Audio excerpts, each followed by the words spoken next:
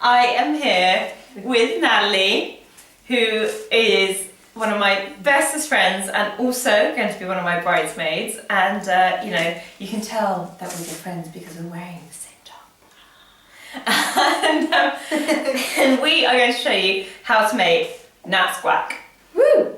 Which is awesome if you don't know. So Nat doesn't actually know what she puts in her guacamole, so I'm here, ready, note it down, and Nat is going to show us how. All right. Okay, so we're going to take our avocados, we're going to cut them in half. I've never seen anybody open Rebecca opening the other way. You know how Rebecca opens them that way? Our friend Rebecca, who she opens them like that way and then somehow magically pulls the stone out and then scoops it out like an egg. Yeah, but I've never seen her do it, so I have a feeling she makes it look like, oh, I just kind of easily scooped it up, but I have a feeling that when we leave the kitchen, she's actually sitting there with pliers and surgical tools, like getting, you know. But I find this way quite easy because you can go like this and then you just take this. Wait, you've never seen this done? You just kind of hit the seed, twist, and then it comes out like that. Smart girl. Right? I don't, I get my hands all messy trying to dig it out. No, well, I do too, but you know. And now you can't get it off. No, I can't. So that's why I'm asking my sous chef to do it. Easiest way to cut it all out then is you just kind of score the avocado like this, here, and then you go this way. So you've scored it and that's going to make it easier to just kind of scoop into the bowl like that. So it just comes out in little lumps.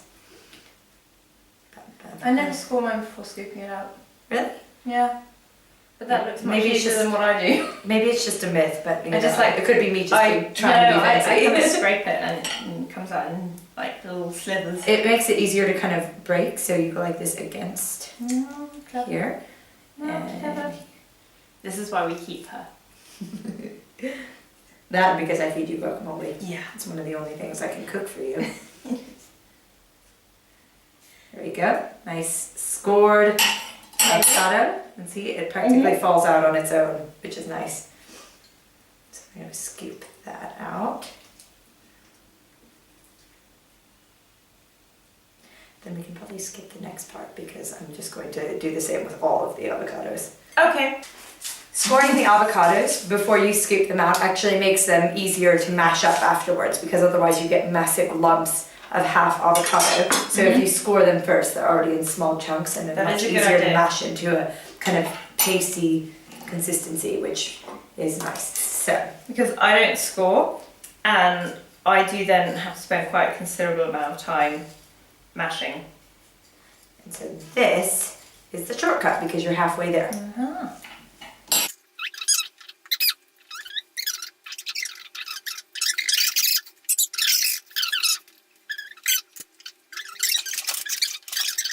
So next you have three options. You can either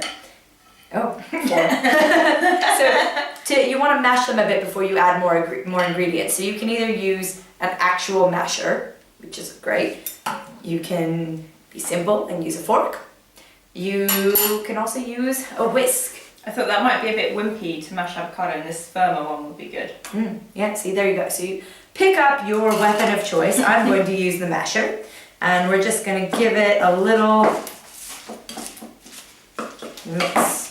That way it kind of turns it into a kind of slightly smoother consistency so that it makes it easier to mix the other ingredients in. So you don't have to mash them completely, just a bit to get it started. So that's great. I'm going to pause there, and we're going to add the spring onions. It depends on how oniony you want them.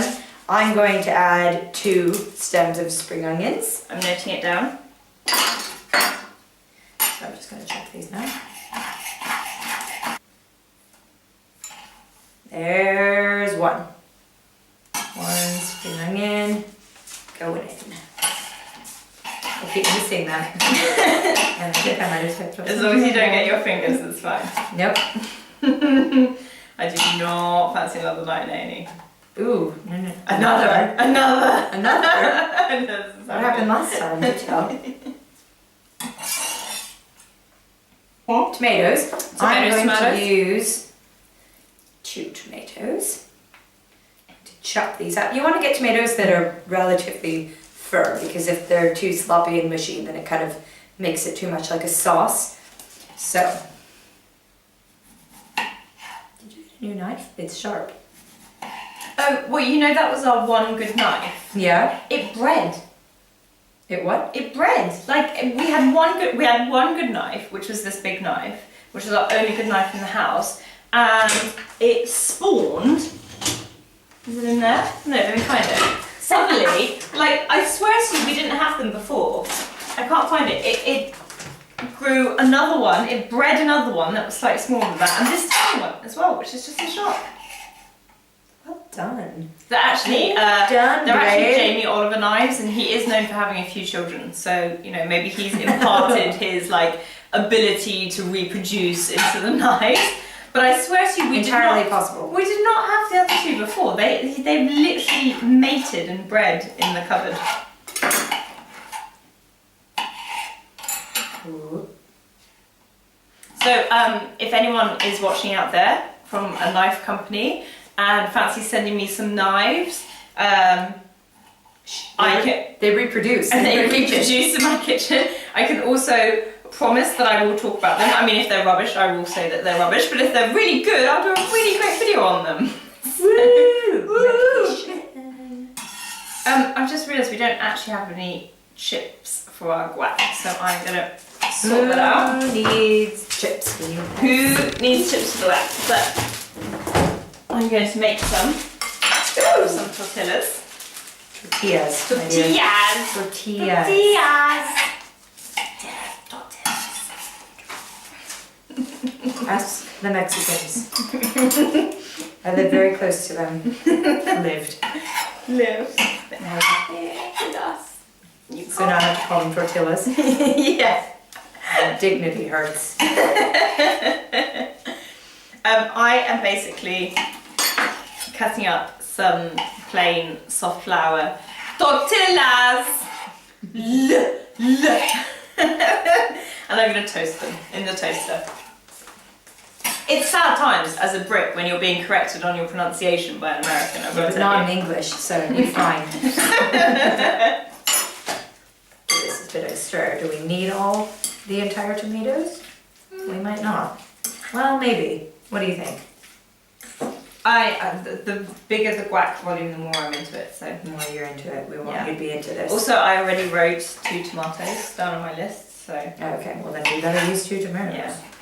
Tomatoes. Tomatoes. I'll say tomatoes if you say tortilla. But a tortilla is like that, it's the potato and egg fried omelette. You know in Spain they like fry grated potato with egg. No, you're thinking of frittata. Also known as a tortilla. No, a tortilla is actually just the name of that bread. No. Look it up. Has spent time in Mexico. I'm going to revoke your wine like this. Don't make me come after you. So we're just going to give that a little mix. The thing is, the more you mix, so I mix the ingredients as I go. So add spring onions, do a little mix. Add tomatoes, do a little mix, because it starts to little by little kind of soften it up and turn it into that awesome guacamole consistency. So we've added those 3. Now let's add coriander, shall we? Smell? Nice, right? Yeah, it smells so good. Now actually, some people are quite fussy about their stems and coriander. I'm not too fussy. See, I take the big parts of the stems off. The little part there, I really don't mind. I'll just leave it. Okay. So we're just going to de-stem some of our coriander. You're just get the bulky Even more parts fussy off. than me because I'm not fussy, I'm lazy. And I don't even take the bulks off. Oh, there are some, Ooh, sounds like tortillas popping. yeah, burning tortillas. Oopsie. So it's going well. Yes. We're on stage right. It's alright, I'm only a little burnt. Worried about it? Oh, you're a little bit. Yeah, thanks. Oh, I thought you were referring to the tortillas. Oh, are you burnt? Only a little bit. I'm still not worried. I'm still worried.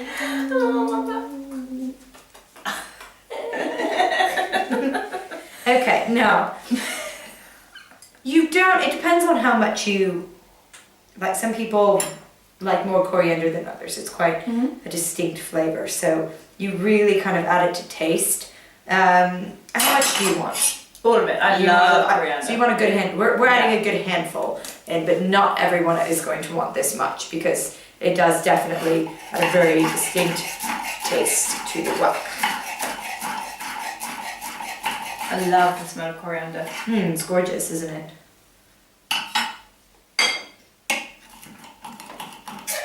I love how you were worried about what to say. You're being very pro here, and I've just drunk too much wine and being very silly. I'm enjoying it. Good, because we have 2 more videos to do. What did the other do? We're going to do lemon vodka slushies, and we're going to go. No, that's when I'm going to be on the floor. Chocolate and avocado truffles. So we're going to give a little mix. Oh look, we have a nice little smoke haze from the tortillas forming, which is good. It's always a sign of a good cooking day. Get the extra little bits in here. Whoop, whoop, whoop. Oh, right. Lime, again. Using a lime, you're not going to need a whole lime for this much guacamole. But again, it's up to you, completely to taste. So start with a lime. If it's not completely ripe, the little trick is you go like this. You just roll it around a bit underneath your palm and it just sort of softens it up and it'll make it easier to squeeze. I saw that tip the other. Wow, we really are in the smoke here. So I'm going to go back door. I've actually also just trapped one down here, so I've unplugged it and I've got to try and get it out. I also, while she's kind of troubleshooting the toaster, I'll give you this tip. I cut it, rather some people just cut it in half. I would cut it in at least quarters. So I would cut that into 4 pieces. So you take your first 25% of your lime and you stick a fork right in there and you squeeze and you just kind of move the fork around, which makes it easier to get all the juice out of the lime possible. So there's the second 25%, so we're at 50% of a lime. We've reached 50%, people. 50%. Great, okay. There's 2. We're gonna again give it a little mix. Okay, so mix those babies up. Next, garlic. Oh, yeah. So we're gonna pretend like we squeeze the garlic, I'm thinking. Well, or this is anybody that watches me or reads me knows that I love cheap ingredients, and this is easy garlic, which is like pre-chopped garlic in a thing, and you just get it out in a thing, spend it in whatever it is, and you just however much you need. So again, garlic to taste.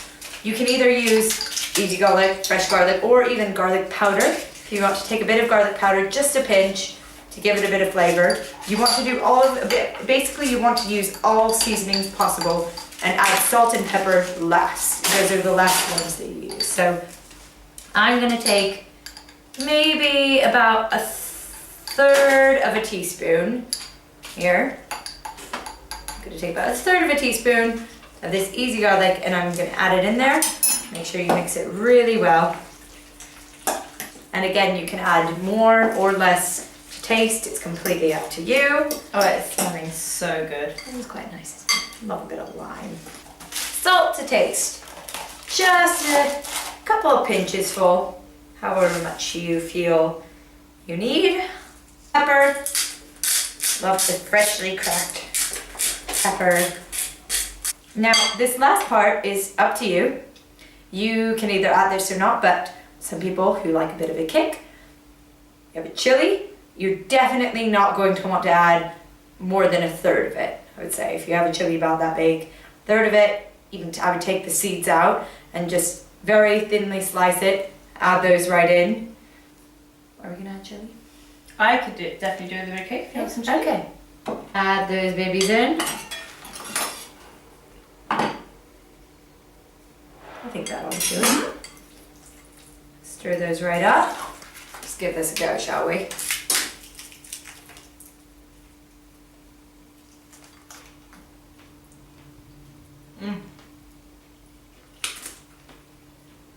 So good.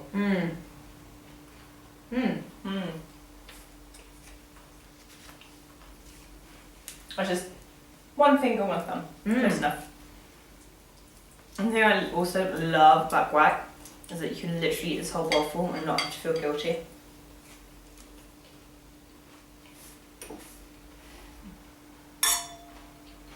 So I hope you've enjoyed our little guac video. It is all down to this lovely lady here, Nats Guac. That's guac. Nats Guac. And I cannot implore you enough to try it at home because it is so absolutely delish. Wine is optional but strongly recommended. And we will see you very shortly because we're just about to film another video. So, bye!